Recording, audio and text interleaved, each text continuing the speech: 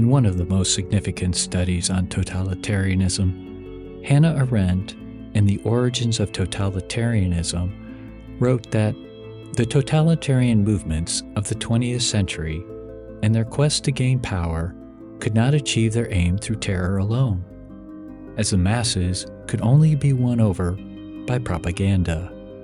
She quotes Nazi propagandist Eugene Hadamovsky as saying, "The true goal of totalitarian propaganda was the accumulation of power without the possession of the means of violence."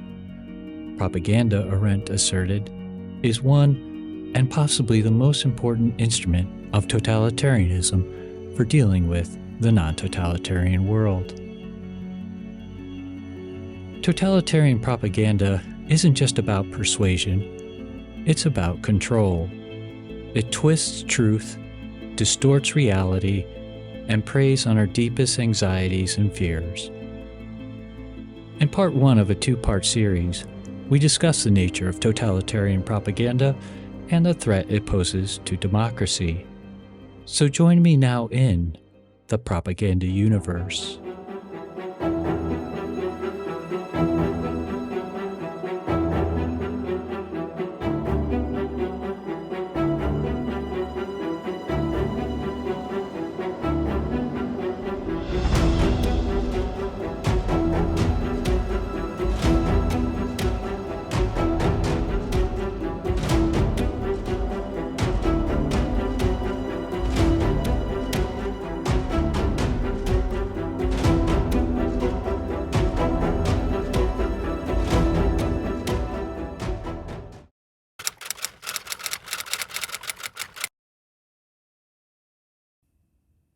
Power, propaganda, and totalitarianism.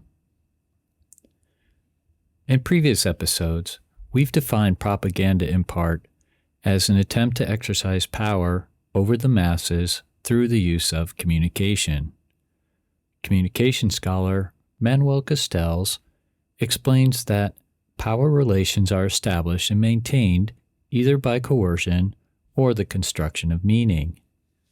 The construction of meaning occurs as a matter of social discourse through communication. While coercion can aid in creating the conditions for establishing a power relationship, its use alone cannot stabilize domination. Castells makes the point that the more meaning can be created through communication, the less need there is for violence.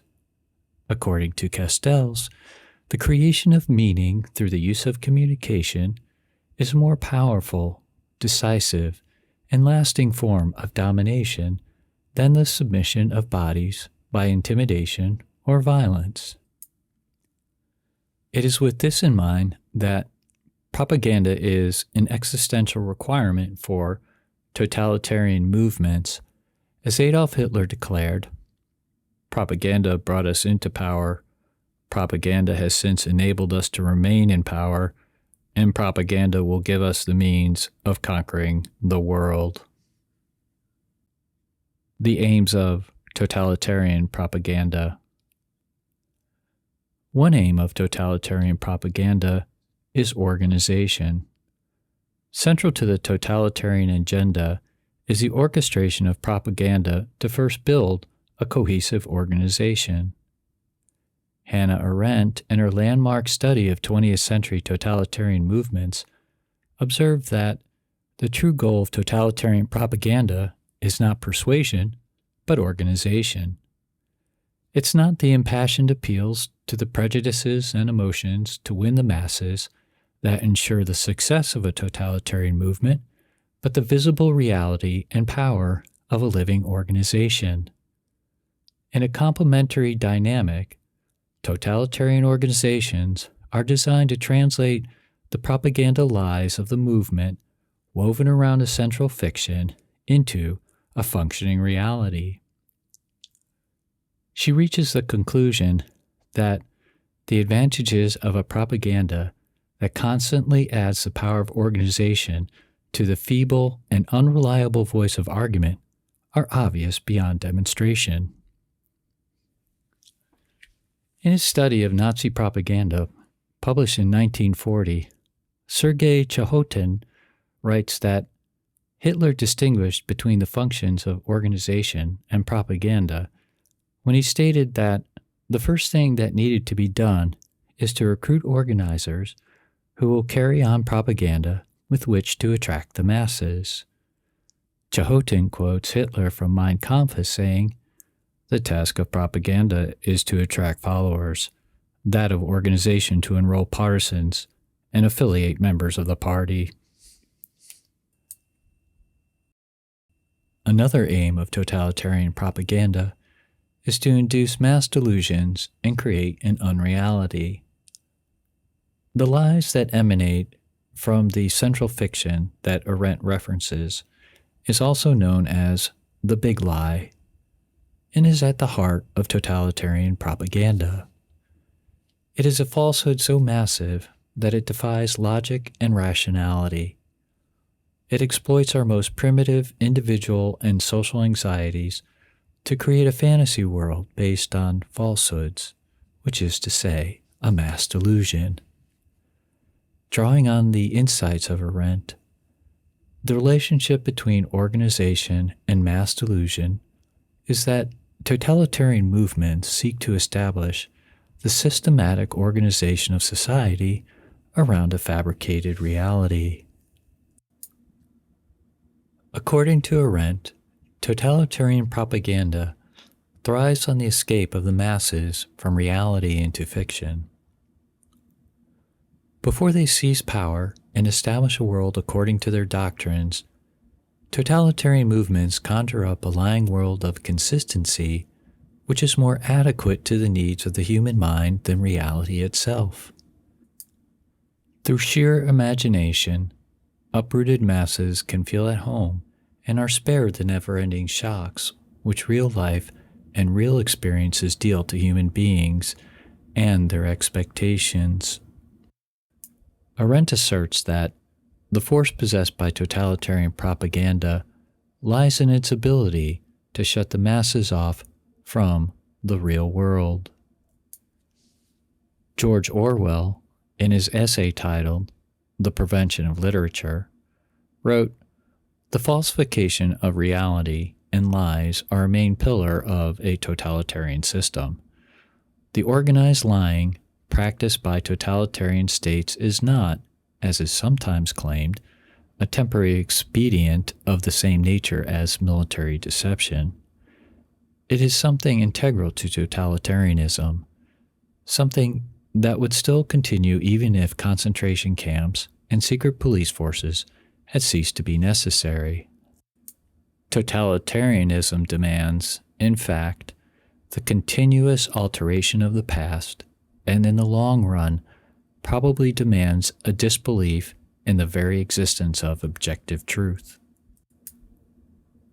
Joost Meerloo, a Dutch psychologist who lived under Nazi occupation during the Second World War, in his study of totalitarianism titled The Rape of the Mind, wrote, "Delusion is a loss of an independent, verifiable reality with a consequent relapse into a more primitive stage of awareness. I consider the totalitarian ideology delusional and the totalitarian frame of mind a pathological distortion that may occur in anyone. Delusion is a more primitive, distorted form of thinking found in groups or individuals." Meerloo continues, "Mass delusions can be induced and once implanted are difficult to correct. Reasoning no longer has value, for the lower, more animal type of thinking becomes deaf to any thought on a higher level. Mass delusions give their followers a sense of belonging, of greatness, of omnipotence, and is dearer to them than their own personal awareness or understanding.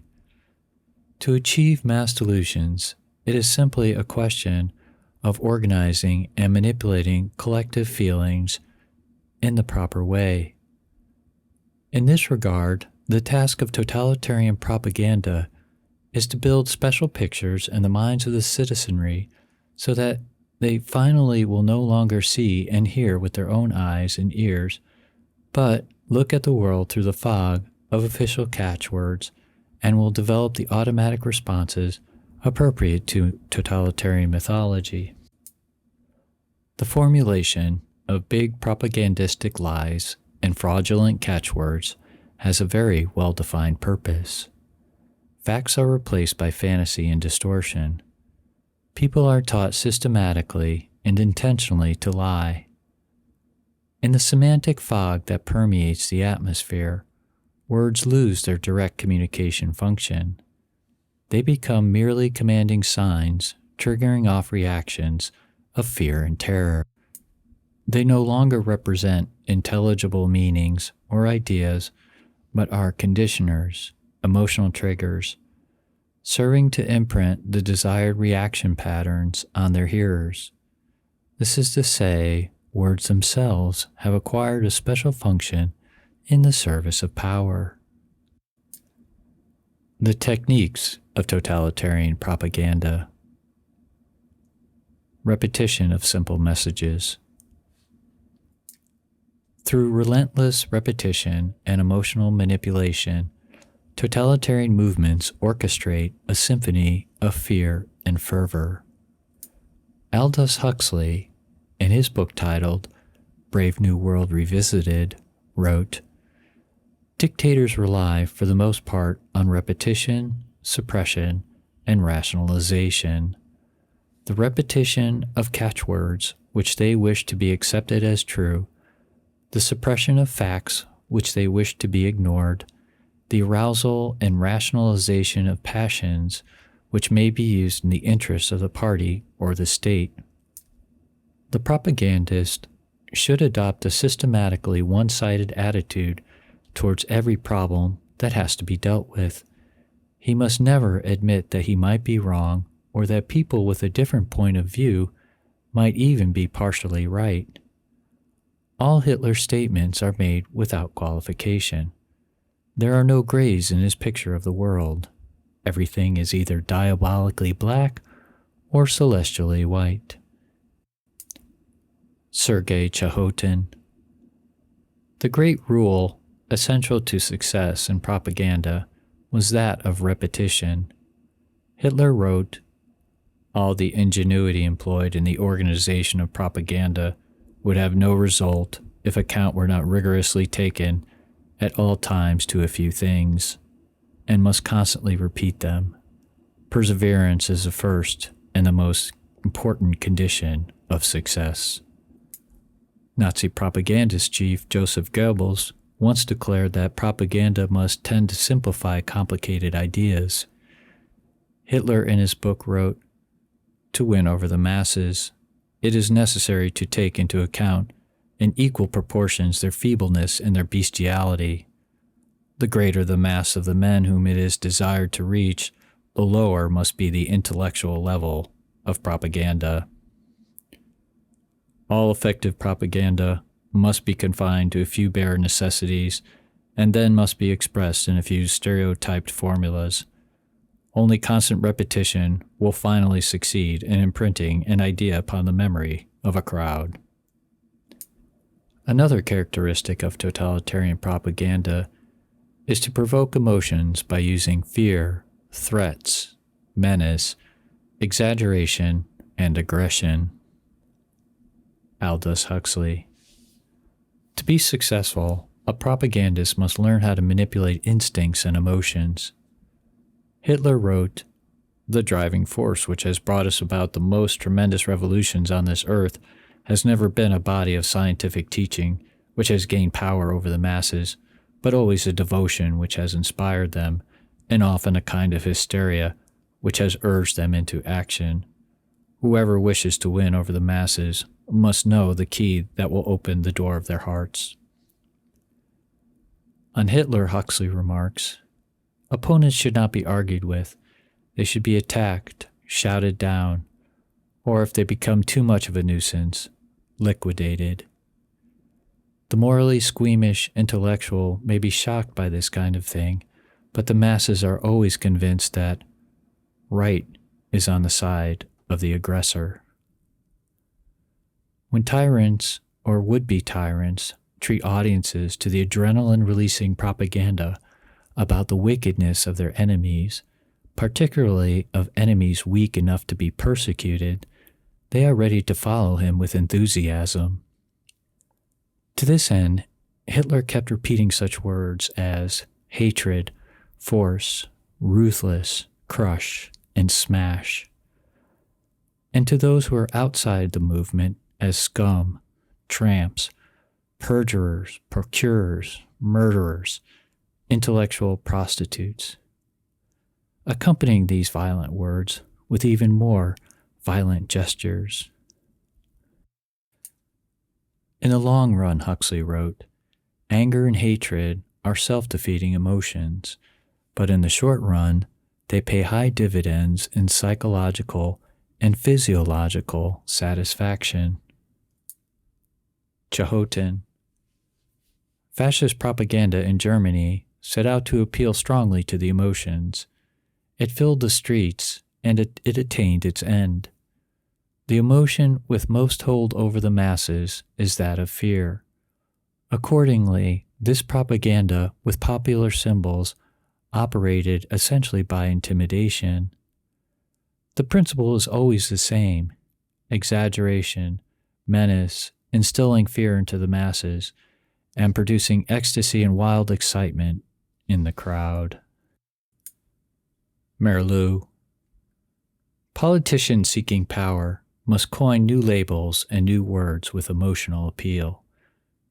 With this effect in mind, totalitarian propaganda fabricates a hate language in order to stir up the mass emotions. The big lie and monotonously repeated nonsense have more emotional appeal in a Cold War than logic and reason.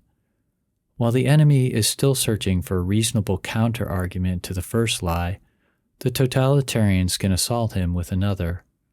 By acting in this apparently irrational way, the totalitarians throw their logic-minded enemies into confusion. Peril writes, "The galloping lie can never be overtaken. It can only be overthrown." He goes on to say that the strategy of man to use a frightening mask and a loud voice to utter lies in order to manipulate friend and foe alike is as old as mankind. Primitive people used terror-provoking masks, magic fascination, or self-deceit as much as we use loudly spoken words to convince others or ourselves. They use their magic paints and we our ideologies. Truly, we live in an age of ads, propaganda, and publicity, but only under dictatorial and totalitarian regimes have such human habit formations mushroomed into a systematic psychological assault on mankind. According to Peril, fear and catastrophe fortify the need to identify with a strong leader. They lead to the herding together of people who shy away from wanting to be individual selves any longer. They prefer to be part of a huge mystic social organization that protects against threat and distress in oneness with the leader. This protection-seeking, instinctual reaction is also directed against dissent and individualism, against the individual ego. We see in this a regression toward a more primitive state of mass participation. Once fear has penetrated the mind and stimulated fantasy, it begins to direct our actions, whether we want it to or not. In the end, Peril writes, "Let us not forget that in the battle of arguments, those with the best and most forceful verbal strategy tend to win."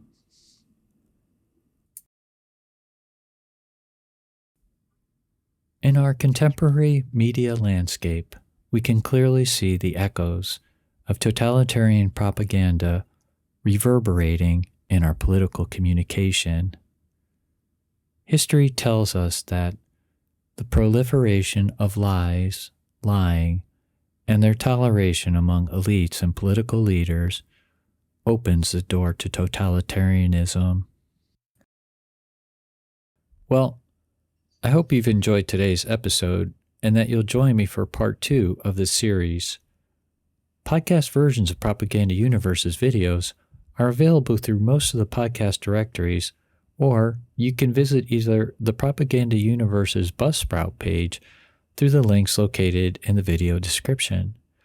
You can support the mission of Propaganda Universe by making a contribution through PayPal or Patreon. And as always, please remember to like, subscribe, and share this video. Thank you so much for joining me in the Propaganda Universe.